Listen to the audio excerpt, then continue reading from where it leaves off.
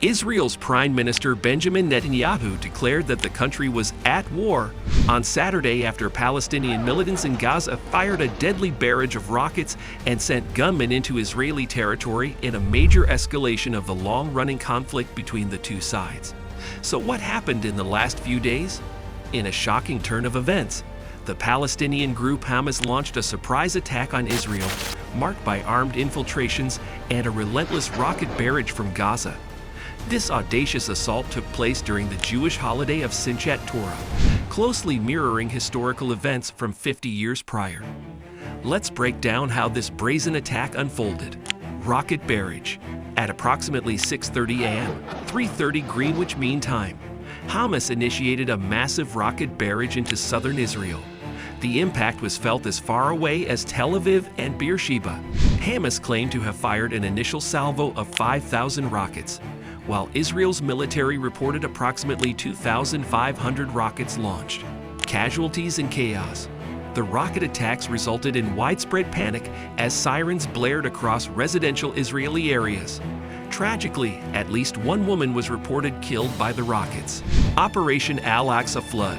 Mohammed Deif, head of the Al-Qassam Brigades, the military wing of Hamas, declared the start of Operation Al-Aqsa Flood and claimed that the initial rocket strike had surpassed 5,000 missiles and shells.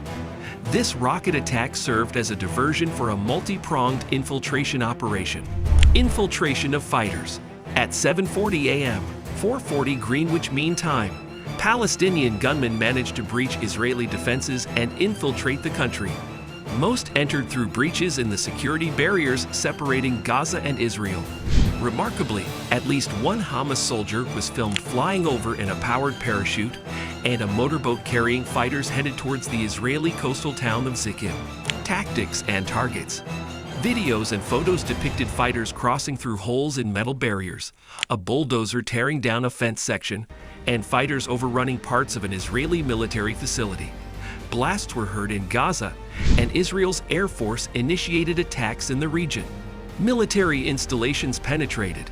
Israel's military confirmed that Palestinian fighters had infiltrated at least 3 military installations along the frontier: the Beit Hanam border crossing, the Zikim base, and the Gaza Division headquarters at Raim. As the situation escalated, calls to arms. Salah al-Arari, deputy chief of Hamas in the occupied West Bank, issued a call to arms, urging resistance fighters in the West Bank to join the battle. Captured vehicles in towns. Israeli military vehicles were driven into Gaza, and fighters raided Israeli towns, including Sderot, Be'eri, and Ofakim. Reports indicated hostages were taken, and captives were shown in Hamas footage. Ongoing conflict. Israel's military continued air attacks, and rocket fire into southern Israel persisted. Late into the evening, Israeli troops were still engaged in combat with Hamas gunmen at 22 locations near the Gaza Strip, underscoring the extensive scope of the assault. The surprise attack by Hamas during Simchat Torah has led to widespread devastation and loss of life. It has further intensified the ongoing conflict in the region, with both sides suffering casualties and escalating tensions.